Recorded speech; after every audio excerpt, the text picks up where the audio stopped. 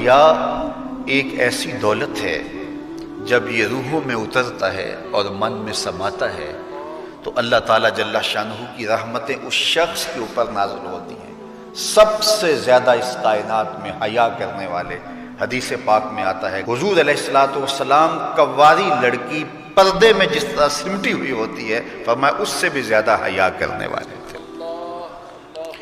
تو ہمیں درس حیا کا دیا گیا، اور ایک مقام پہ یوں ارشاد فرمایا گیا کہ حیا اور ایمان یہ دونوں جڑی ہوئی چیزیں ہیں، اگر ان میں سے ایک رخصت ہو جائے تو دوسری شے بھی رخصت ہو جائے، اگر ایمان چلا گیا ساتھ حیا بھی رخصت ہو جاتا ہے، اور اگر حیا چلا گیا تو ایمان کے ثمرات بھی نصیب نہیں ہوتے۔ تو حیا اور ایمان یہ دونوں آپس میں جڑی ہوئی چیزیں ہیں، ان میں سے ایک تم سے الگ ہوگی تو دوسری اس کے ساتھ ہی چلی جائے گی، ساتھ ہی رخصت ہو جائے گی۔ تو آج مغرب کی فکر کے حامل لوگ آج دلیلیں دیتے ہیں جناب پردہ تو آنکھ کا ہوتا ہے، پردہ تو جناب دل کا ہوتا ہے۔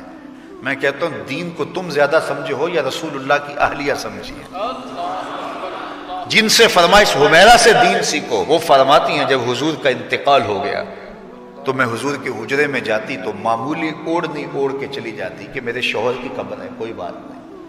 فرمایا اس کے بعد حضرت صدیق اکبر کا وصال ہوا تو وہ بھی حضور کی قربت میں دفن ہوئے، تو میں پھر اس معمولی اوڑھنی کے ساتھ چلی جاتی، اس لیے کہ میں کہتی ایک میرا شوہر ہے دوسرا میرا باپ ہے، تو معمولی کپڑا لیتی اور میں چلی جاتی۔ فرمایا پھر حضرت عمر کا انتقال ہوا اور وہ بھی ساتھ دفن ہوئے، تو حضرت عائشہ رضی اللہ تعالیٰ عنہ فرماتی ہیں کہ واللہ ما دخلت الا وانا مشدودۃ علی صوبی حیاء من عمر، کہ اس کے بعد پھر میں کبھی نہیں گئی سوائے اس کے کہ میں خوب چادر سمیٹ کے اور پردہ کر کے جاتی، مجھے عمر سے حیا آتی۔ تو جو قبر میں اتر چکے ہیں ام المومنین تو اس سے بھی حیا کرتی ہیں اور اپنے کو سمیٹ لیتی ہیں، تو کیا رسول اللہ صلی اللہ علیہ وآلہ وسلم پر وہی جس خاتون کی آغوش میں اترتی رہی ہے ان سے زیادہ بھی کوئی دین جانے گا، ان سے زیادہ بھی کوئی سمجھدار ہو سکے گا؟ تو یہ اصطلاحات کہ جناب آنکھ کا پردہ ہوتا ہے اور دل کا پردہ ہوتا ہے، یہ ساری چیزیں مغرب کی طرف سے ہمارے اندر داخل کر دی گئی ہیں کہ اس قوم کو حیا کے جوہر سے خالی کر دیا جائے، چونکہ وہ جانتے ہیں کہ ان کے رسول نے فرمایا ہے حیا اور ایمان لازم و ملزوم ہیں، ان میں سے ایک رخصت ہوگا تو دوسری چیز بھی رخصت ہو جائے گی۔ تو یہ ان کو اگر کہا جائے کہ ایمان کو ترک کر دیا جائے تو یہ تو کبھی بھی نہیں کریں گے، تو لہٰذا طریقہ یہ ہے ان کو بے حیا کیا جائے۔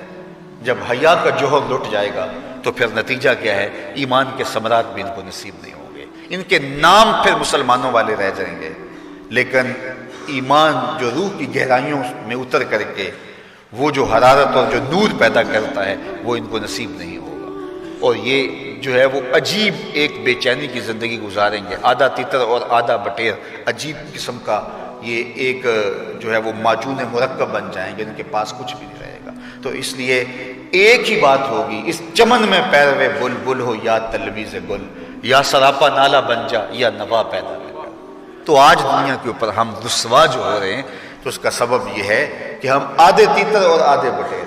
علامہ اقبال نے جب شکوے کی زبان کھولی تو لہجہ بڑا تلخ ہو گیا، لیکن جب جواب آیا تو سارا نشہ اتر گیا۔ جب شکوہ ہوا تو لہجہ یہ تھا کہ تیرے کعبے کو جبینوں سے بسایا ہم نے، نوع انسانی کو غلامی سے چھڑایا ہم نے، تیرے قرآن کو سینوں سے لگایا ہم نے، پھر بھی ہم سے گلہ ہے کہ وفادار نہیں، ہم وفادار نہیں تو بھی تو دلدار نہیں۔ بہت سخت لہجہ ہو گیا، فتویٰ بھی متوجہ ہوا، لیکن جب جواب آیا تو سارا نشہ اترتا ہے۔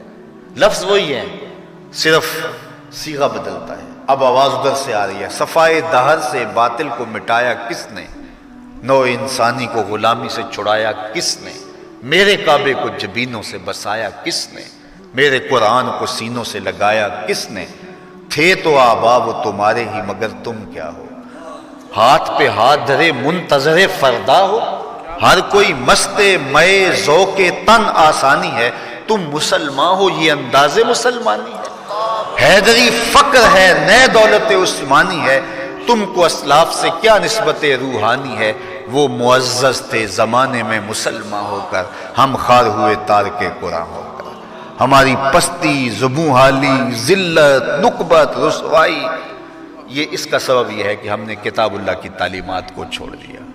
وہ غالباً واصف علی واصف یا بابا اشفاق نے کہا تھا کہ لوگ اللہ کو تو مانتے، اللہ کی نہیں مانتے۔ تو جب ہم اللہ کی نہیں مانیں گے تو پھر ہم کس طرح کامیاب اور بامراد ہوں گے؟ اور جب ہم اپنے خود کو سپرد کر دیں گے اپنے مالک کے، تو پھر ہماری زندگی خوبصورت رنگ میں ڈھلتی چلی جائے گی۔ اولاد کا نہ ہونا عمومی طور پہ طلاق کا ہمارے ہاں سبب ہے، بالخصوص بر صغیر پاک و ہند کے اندر۔ جب کسی کے ہاں اولاد نہیں ہوتی تو اس کو 2 4 5 6 سال دیکھنے کے بعد طلاق دے دی جاتی ہے۔ اور بعض کا ایسا ہوتا ہے کہ طبی نقص، کمزوری مرد میں ہوتی ہے، تو اس کے باوجود بھی طلاق عورت کو دے دی جاتی ہے اور وہ مرد بولتا نہیں ہے، اور پھر دوسری جگہ نکاح ہوتا ہے تو پھر معاملہ وہی ہوتا ہے۔ تو عورت بھی اس بات کی اجازت نہیں دیتی کہ اگر اولاد نہیں ہے تو میرا شوہر دوسری شادی کر لے، کیونکہ اولاد کے حصول کی تڑپ یہ مرد کے عورت کے دل میں بڑی کثرت کے ساتھ پائی جاتی ہے۔ لیکن اگر یہ سمجھیں کہ اللہ کی مرضی ہوگی تو ہمیں نصیب ہوگی، نہیں مرضی تو کوئی بات نہیں ہے۔ اچھا، ایسا بھی ہوتا ہے کہ اولاد تو ہوئی ہے لیکن اولاد مادینہ ہوئی ہے، اولاد نارینہ نہیں ہوئی، تو اولاد نرینہ نہ ہونے کی وجہ سے بھی طلاق ہو جاتی۔ بعض لوگ تو اتنے گرے ہوئے ہوتے ہیں کہ بیٹی کے پیدا ہونے پہ منہ بسور لیتے ہیں، چلو پہلی بیٹی پہ کچھ گوارا کر لیا، اور اگر دوسری بیٹی پیدا ہوئی ہے تو پھر ان کے تیور ہی بدل جاتے ہیں۔ اور مجھے بتاؤ کہ عورت کے لیے یہ کتنی دردناک بات ہوتی ہے کہ ولادت کے لمحے زچہ بچہ دونوں کے لیے موت و حیات کے لمحے ہوتے ہیں، اور اس کے بعد عورت جو ہے وہ محبت کی طلبگار ہوتی ہے، وہ محبت اس کے احساس تکلیف کو مٹا دیتی ہے، اور مزید رویوں کی تلخی اب کس قدر اس کو توڑتی ہے، اور وہ کس طرح جو ہے وہ ٹوٹ پھوٹ کا شکار ہو جاتی ہے۔ اور پھر تیسری اولاد سے پہلے عورت کا ہر لمحے رنگ بدلتا ہے کہ نہ جانے اللہ کی تقسیم کیا ہے، اور اگر اب بھی بیٹی ہوگی تو میرے اوپر کیا قیامت ٹوٹے گی۔ تو وہ لمحہ لمحہ جو ہے وہ اذیت سے گزرتی ہے اور دعائیں بھی مانگتی ہے کہ اللہ کرے بیٹا پیدا ہو، اگر اب تیسری بھی بیٹی پیدا ہوئی تو میرا حال کیا ہوگا۔ اور اگر اس کے کانوں تک یہ خبر پہنچتی ہے کہ بیٹی ہوئی ہے تو پھر تو وہ کسی سے آنکھیں نہیں ملا سکتی، اور پھر جو دوسری بیٹے پر اتنا تلخ رویہ رکھے ہوئے تھے، اب ان کا رویہ کتنا تلخ ہوگا اور کتنا کڑوا ہوگا، اور کن نفرتوں کا اس خاتون کو جو ہے وہ شکار ہونا پڑے گا۔ یہ اللہ کی مرضی ہے، جسے چاہے بیٹا دے، یہ اللہ کی مرضی ہے جسے چاہے بیٹی دے۔ عورت کے ساتھ جو نفرت کا اظہار کیا جا رہا ہے، اصل یہ اپنے رب سے مقابلہ ہے۔ کسی کے ہاں اگر بیٹی پیدا ہوئی تو اس عورت کا قصور کیا ہے؟ ایک ذرے کے برابر بھی اس کا کوئی قصور نہیں ہے۔ تو پھر اس کا مطلب ہے اس پہ منہ بسورنا اور اس پہ نفرت کا اظہار کرنا، یہ اپنے رب کی تقسیم پہ اعتراض ہے کہ اس نے ہمیں بیٹی کیوں دی ہے۔ تو اللہ بیٹی عطا کرے پھر بھی راضی ہو جاؤ، اللہ بیٹا عطا کرے پھر بھی راضی ہو جاؤ۔ بیٹی رحمت ہے اور بیٹا اللہ کی نعمت ہے، وہ نعمت نصیب کرے پھر بھی خوش رہو، اس کی رحمت برسے تو پھر بھی خوش رہو۔ اگر بیٹی بری ہوتی اللہ اپنے محبوب کو 4 بیٹیاں عطا نہ کرتا۔ بعض اوقات بیٹی بیٹوں سے بہتر قرار پاتی ہے۔ حضرت حنہ نے دعا مانگی کہ اے اللہ مجھے اولاد عطا کر، پھر کیا ہوا کہ جب ولادت کے لمحے قریب آئے تو بیٹا پیدا نہیں ہوا، بیٹی پیدا ہوئی۔ تو اللہ تعالیٰ جل شانہ نے حضرت حنہ سے کہا جس طرح کی ہم نے تمہیں بیٹی دی ہے ایسے بیٹے بھی نہیں ہوتے، اور اس کا نام مریم رکھا۔ پھر اسی مریم سلام اللہ علیہا کے بطن سے حضرت عیسیٰ پیدا ہوئے۔ تو تھی بیٹی، لیکن دیکھیے اللہ نے مرتبہ کیا دیا۔ تو یہ تو اللہ کو پتا ہے کہ تمہارے لیے تمہاری آخرت کی ضامنہ بن جائے وہ بیٹی، تمہاری دنیا کی عزت کا سبب بن جائے وہ بیٹی، تمہارے قرار باطن کا سامان بن جائے وہ بیٹی۔ بعض اوقات بیٹوں کی نافرمانی ماں باپ کی ساری عزت خاک میں ملا دیتے ہیں، اور بعض کا بیٹیاں انسان کو کہاں سے کہاں اٹھا کے لے جاتی ہیں. تو یہ اللہ کی مرضی ہے کہ وہ بیٹا عطا کرے، وہ اللہ کی مرضی ہے کہ وہ بیٹی عطا کرے. بیٹے کی آرزو ہر شخص کے سینے میں موجود ہے، لہٰذا اللہ سے دعا کرے کہ اللہ مجھے جو ہے وہ ذریت صالحہ عطا کر، مجھے بیٹا عطا کر دے. نصیب ہو اچھی بات ہے، اور اگر اللہ کو منظور نہیں تو اللہ کو پتہ ہے کہ کیا دینا ہے اسے. ہم نے تو اپنی معلومات، اپنی چاہت، اپنے جذبے اور اپنی خواہش کے مطابق مانگا، اور ہمیں کیا عطا کرنا ہے یہ اللہ جانتا ہے.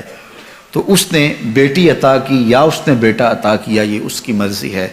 لیکن بیٹیوں کے مسلسل ہونے کی وجہ سے بہو کو نشانہ بنانا اور اس کی تضحیک کرنا، اس کی تذلیل کرنا اور اس کو تانے دینا، یہ انتہائی گھٹیا لوگوں کا کام ہوتا ہے.